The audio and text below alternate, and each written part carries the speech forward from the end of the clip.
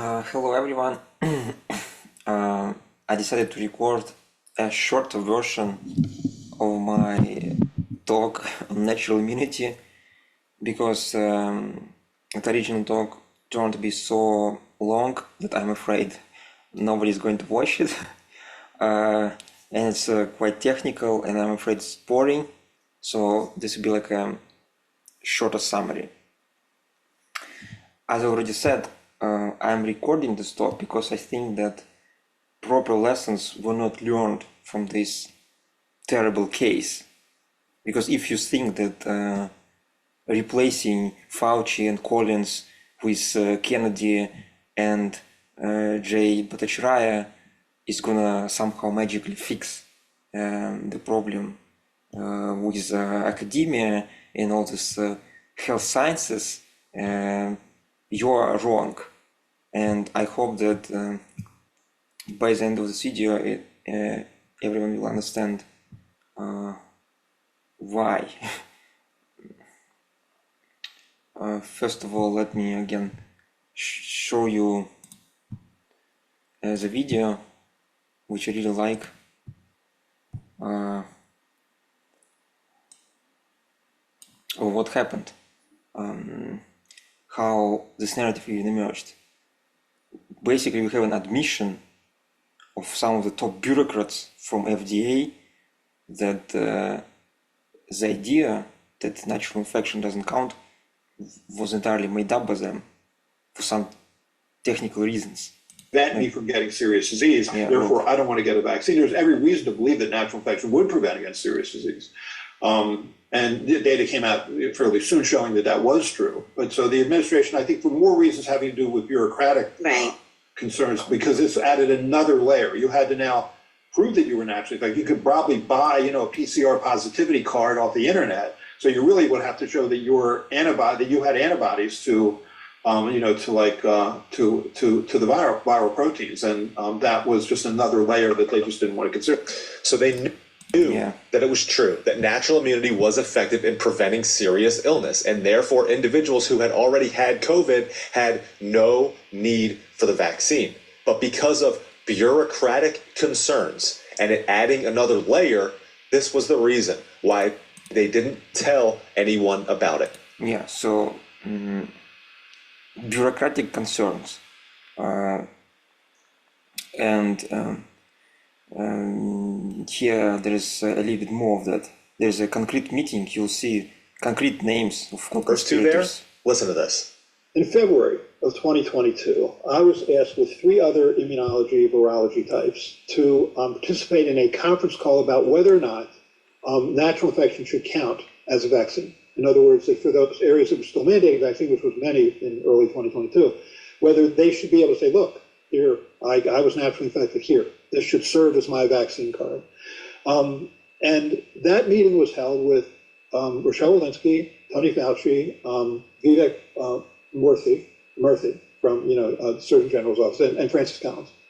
And then me and 3 other immunology virology doctors. So he started off, he said, let's introduce ourselves. So, Tony Fauci says, I'm Dr. Tony Fauci from NIID, and then Rochelle Walensky says, I'm Rochelle Walensky from CDC. I said, we know who you are. And the question is, who the hell are we, right?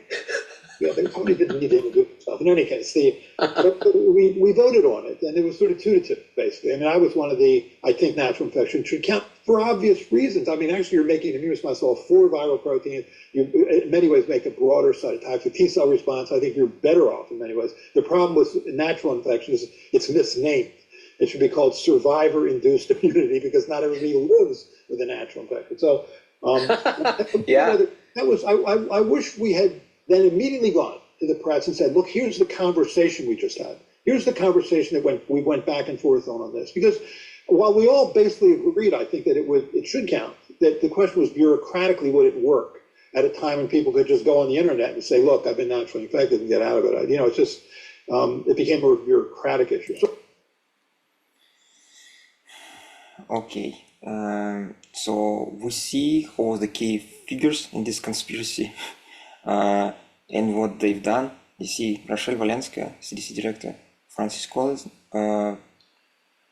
and Anthony Fauci. So they decided to create this lie out of idea of convenience, which by the way failed dramatically because people didn't bought it. However, there is a bigger problem missing here. Yes, the people are now very upset with what they done. They hate these top bureaucrats. They think they're corrupt, and they think that's the problem. But in reality, the problem is way deeper. It's a more systemic problem, and because you could say, oh, okay, so if this was a lie, this means people who are just doing studies in academia will be able to easily prove that this is a lie. And everything would fall apart immediately. But that's not what happened. Instead, we have like a barrage of all these garbage studies backing those claims. And I would like to show how it all works. So it starts from this conspiracy, right, of top bureaucrats who just, out of their own idiotic reasons, decided to lie. Then, as I said, what they do next? They write opinion pieces like this. You see, it's opinion piece by Dr. Francis Collins, right? They take into some actions. Here it basically discusses how immunity generated by the vaccine differs from immunity generated by natural infection. The central player here is this one in vitro study. You can read it for yourself, which tests how antibodies created by these two ways bind to artificially mutated receptor binding domain of spike protein. And they found pretty expectedly that vaccine-induced antibodies, they have broader binding to different areas of receptor binding domains. Why is it true? Why is it happening? So this is pretty easy to understand if you, first of all, if you know what receptor binding domain is. I hope you know it's this part of spike protein which binds to ACE2 receptor. So if you create antibody specifically for this part, it will block it and not allow spike protein to enter, to attach to ACE2 receptor and not allow the virus to enter the cell. So this antibody will be neutralizing antibodies, and everybody is obsessed with them. So Pfizer deliberately modified the mRNA to generate spike protein which has multiple receptor binding domains. So the vaccine-induced immunity would create more antibodies specifically for it. So the result of the study is pretty expected. However, it doesn't really mean anything in practice for any immunity. Look what he's saying here. Yeah, he explained what RBD is.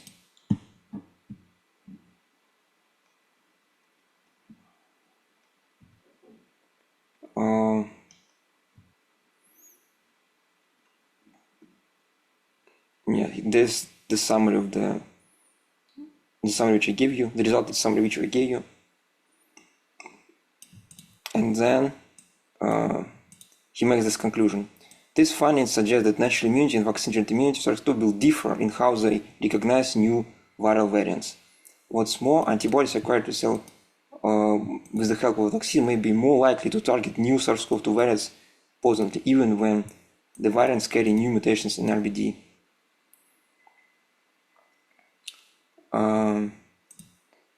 Okay, so this is already speculative. That's, first of all, very wrong to only focus on neutralizing antibodies. The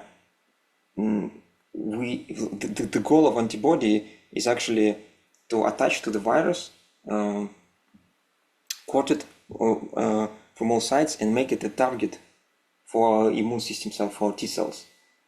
So non-neutralizing antibodies work for this function as well.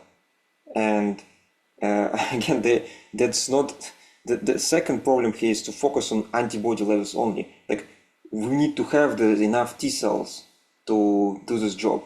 They need to be in good condition, and there is many other factors which are just ignored here. Immune system is way more complex than this. This is gross oversimplification. And in fact, as Dr. Paul Offit said in the video you just heard, with natural immunity you're producing antibodies for all viral proteins, so you have a broader response. This means if you have mutation in new variants in spike protein, but for example N protein remains unmutated, you have higher chance for your antibodies to still work. So again, this like we have a counter speculation for this claim. You can't just go off this simple in vitro study to improving something like this. And another speculation he gave here is that vaccine is given through the blood. You see, a third difference is that natural infection only exposes the body to the virus in respiratory tract, unless it's severe. And while vaccine is delivered to the muscle, where the immune system may have an even better chance of seeing it and responding vigorously. This is wrong, or at least misleading, because again, it's true that the response of the immune system to vaccine and natural immunity will be different. There will be some subtle differences. For example, from the vaccine we'll have less IgA antibodies created. These are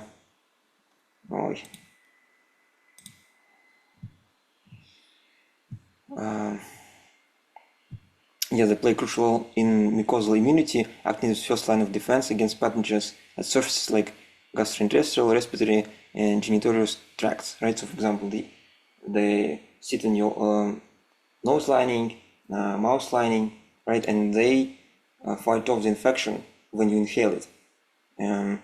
They are more likely to be produced through natural infection. And in fact, this means, again, we would expect natural infection to be better than vaccine immunity, because you get infected through mouth and nose as well, not through your blood. So again, I'm not sure this is correct, but even if it's correct, it's speculative. There is no proof for it. And yet, somehow he make these comments here that, we know immunity against coronavirus is wane over a year, but with vaccine, again, he for some reason think it's not going to happen. Again, he said he has some sort of preprint, if you look at it, which I don't find convincing. And from all of this, he made this conclusion that they also serve as an important reminder to roll up your sleeve for the vaccine, if you haven't already done so, whether or not you had COVID-19. So from this one in vitro study and some preprint, he made this conclusion. They even made this dumb picture, like, oh look, vaccine antibodies are better, which is not proven first and misleading, even if it's correct, not mean anything for actual immunity. So again, that's a embarrassment of Francis Collins so far, right? It's his dishonesty, clear dishonesty. We know it now that he lied first, and then he interjected his personal bias into supposedly scientific article, clearly. Now, why it's important? Because that's send a signal to all these disgusting normies below in this bureaucratic machine in academia to start manufacturing the consensus based on this demand, based on this request, right? That's what they do there. Like, they want to get ground, they want to get position, they want to move up in the ranking. Like Dr. Paul Offit said in this video, you need to be on the bus. You're either on the bus, you're off the bus. You need to bend your knee to the consensus. So you have tons of garbage studies produced proving these claims, which were bundled up into reviews and then fed into the media, where they get multiplied multiple times, mixed with even more insane politicized propaganda and thrown on the people to then form the illusion of the consensus in order to manufacture public consent for further intervention into the market, in the terms of Edward Vinay. So here's one of these propaganda pieces that comes from think tank, or how you call this organization. It's a website providing health and wellness information by health professionals. Okay, so it's in the middle, somewhere between academia and the media, right? It works. This type of websites and work as an intermediary, right? They kind of combine some of the research results, transforming into sort of propaganda message, which then should be pulled into the media, right? To broadcast it further. Here's, for example, what they say and what the study they use. In 2022 study, researchers concluded that reinfection after natural infection is 7 times more likely than infection after vaccination. Okay, this is just bold lie. Here is a paper they cite. I read all the paper, I think pretty carefully. The number 7 times doesn't appear at all. There is no this number, it's just purely made up. Purely made up. But even the study itself is already essentially a propaganda piece, just more skillfully crafted. The problem with it is that they are using some sort of extremely sensitive and viral gene test as a definition of reinfection, and that doesn't make any sense. They even admit that if they include more than one gene, just not that N viral gene, but 2 or 3 more, the effect disappears. Well, at least I made the calculation myself with the numbers, making review of all these papers. Yeah, so with one gene, vaccine produce additional, have a better outcome, 2 times better outcome in preventing this N viral gene positive test. If you have more than one gene, there is no difference. They're already the same. And again, I need to emphasize that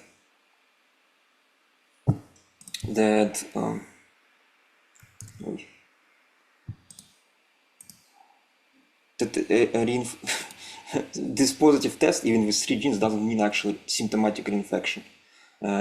Not to mention hospitalization, which is not really discussed here.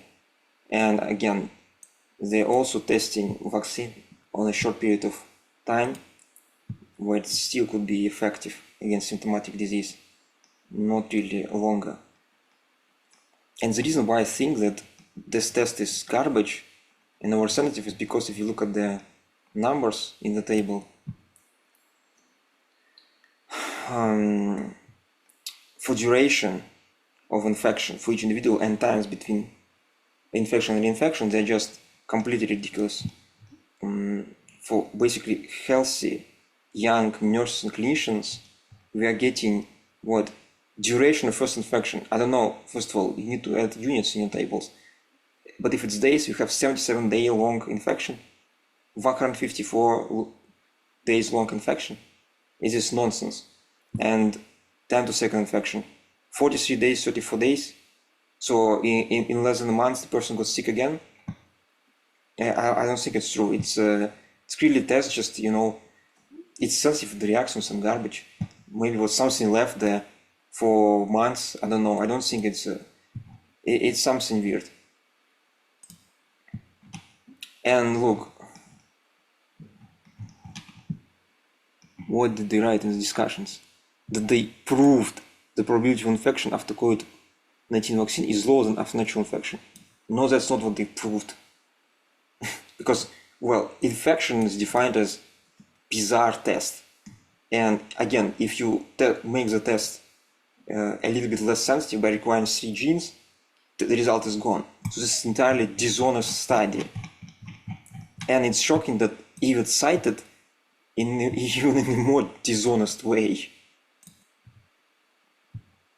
Moving next, another study found an 82% reduced risk of reinfection after vaccination with a single dose of the Pfizer vaccine compared with those who were previously infected but unvaccinated.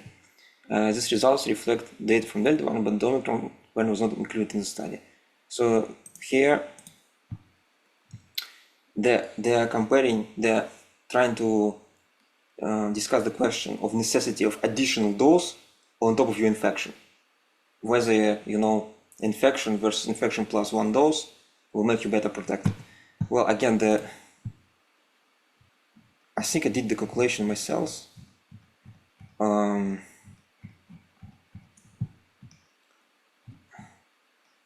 Yeah, so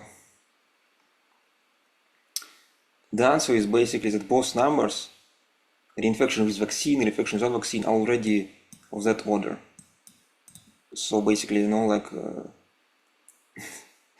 some sort of digits of percent, maybe 1%, maybe 1/4%. So by getting additional vaccine, you're reducing your risk of reinfection from 1% to 1/4%. Again, why would you risk taking the vaccine? By the way, the think tank doesn't mention any risk associated with vaccine at all, anything at all. And as I will discuss separately, the risks are dramatic. That's another gigantic cover-up. Its story is even worse than natural immunity, and still not fully admitted. So this is misleading at best. And again, there is no hospitalization data. They specifically show it. You see, 2 people here. Not enough data to say anything. Finally, in March 2022, study mentioned both, which looked at more than 35,000 people. The authors found that infection-acquired immunity waned after 1 year in non-vaccinated participants, but remained consistently higher than 90% in those who were subsequently vaccinated, even in person infected more than 18 months previously. Okay, let's look at the study. Again, the study of the same type. It's the same problem. It relies on PCR testing, and even if you read it carefully, you'll see that it's most likely disfavors natural immunity. So here, well, if you look at, I tried to do my own calculations, but I decided to make this video shorter, so I don't want to go into the details here. But if you just look at the main figures where they report the results, look at this gigantic uncertainty intervals, these error bars. They basically, vaccine effectiveness after hundreds of days already crosses the 50% mark. So it's like 50% effective. Again, with the error bar crosses the 50% effectiveness mark. And the results which you're specifically looking for, in accordance with the think tank, in relation to the think tank, is this one. We are comparing whether vaccine on top of primary infection changes anything before 1 year or after 1 year. And we see that after 200 days, again, the uncertainty interval makes the result meaningless. It's like they said 90%, but in reality it's not 90%. 90% is somewhere, where they put the dot, but the error bar goes way down to like 20%. And here as well, that's our unvaccinated person result compared to, again, vaccinated but long time passed after vaccine, and we see that they already have overlapping certain intervals. There's no really proof of this main claims here.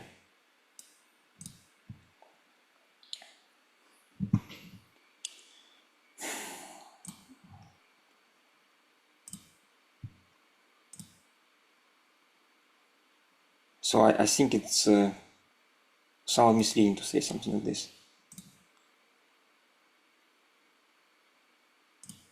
But the worst studies actually came from CDC, yeah, like this one. Again, here the problem with, in CDC studies, the problem with uncertainty intervals getting even worse. Because, yeah, okay, so there, I guess in this study, again, they're comparing infection rates in vaccinated versus unvaccinated. The same type of design, and no, okay, slightly different design. But the main problem is there is no proper time adjustment here. We're essentially comparing people who got COVID like a year before the study and then got the vaccine right before the study happened versus those who only get COVID about a year before and then didn't get the vaccine.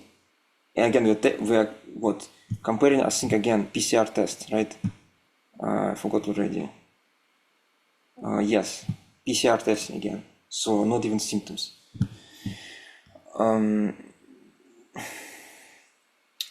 Yeah, and even with all that, they actually managed to get this result with some sort of ridiculous uncertainty interval. You see, from 1.6 to 3.5. And then they report on top the result without uncertainty interval. And that's how the study get quoted everywhere in the media. Like you see here, for example, this study is quoted as more than twice as likely. We need to catch it again. And of course, they even try to mock Rand Paul and Thomas Massie, like, oh yeah, stupid people, oh, they don't follow the science and we follow the science. Yeah, some garbage with no time matching and with gigantic uncertainty interval which renders the study meaningless. That the science they follow. And the worst study, right, is this one. This got even more famous. And actually, this is the one which was used to literally cancel the natural immunity, because the result here is even more dramatic. Again, they even put it into a banner, committed a stupid poster for no media to pick it up like this without the uncertainty interval, which would make it meaningless again. You see, the reality is they claim that the actual answer is from 275 to 11. And in both cases, by the way,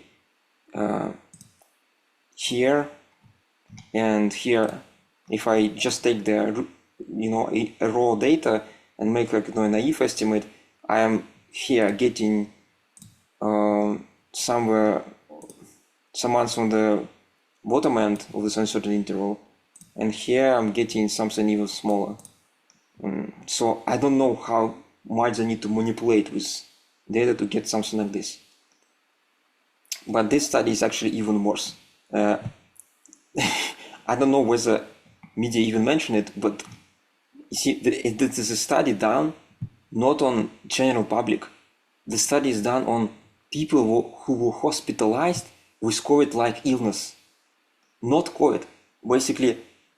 And among them, among these COVID-like illness hospitalized people, we are, doing tests, right, and see whether they have COVID or not, and then we see, oh, okay, did they have COVID before, did they have the vaccine before, and so on. So this is just they try to sell it to us as like a representative slice of a population. But it's obvious selection bias, like obvious. Like if you are getting hospitalized with some flu-like symptoms or COVID-like symptoms, it means that you're basically weak person, right? You are not really healthy young adult for sure. So how could we even apply some sort of result like this to general public? It's clearly wrong. And again, this number of 5.5, which is again not even a number, it's a number without time adjustment to the initial exposure to the pathogen. They calculate the time adjusted number with another ridiculous uncertainty interval, and it's smaller. However, again, the media reported it without any uncertainty intervals, right? 5 times more likely here. It was ABC News. Here again the same. Vaccines give 5 times the protection of natural immunity. New York Times had COVID were 5 times as likely to get infected again as fully vaccinated. 5 times everywhere, without any mentioning this ridiculous uncertainty interval, or I guess even the mention that studies not even down healthy adults. So we see, I hope I was able to show you how this academia industrial complex, if you call it like that, works, right? You have top bureaucrats driven by their insane leftist altruistic ideas, write this entirely flawed opinion pieces based on speculations, which then again give signals to this whole pyramid of normies beneath them to back it by actual evidence. So I hope it's clear now that you can't solve it by changing the people on top. Yeah, you could change the trendsetters, and now what? This whole body of normies will, driven by desire to lick someone's asses on top of them, will work towards manufacturing new consensus. But that's not what we need, right? These normies are not driven by desire to seek truth. These normies have no honor and academic integrity. They will publish papers like this, and then what? You will have to wander yourself through them, trying to figure out whether they lied to you this time. I think that this whole structure is entirely useless and harmful, and I think the only way to solve it is to completely get rid of it. So I showed you in one of the videos before that health sciences receive like $40 billion in funding per year. This needs to be made zero. And all these disgusting medical bureaucrats who think they know better than us what we should do with our health should be fired. By this I mean HHS, NIH, FDA, CDC should be completely abolished.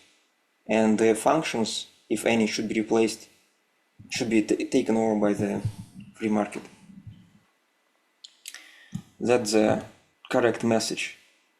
And not trying to make academia great again by putting Kennedy on top of this pile of shit and clearing some DEI stuff from there.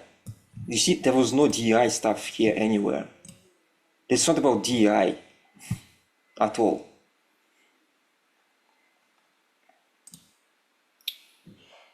So I hope you got the message, and I hope that you will not make the same mistake as those Republicans driven by the idea of making the government effective.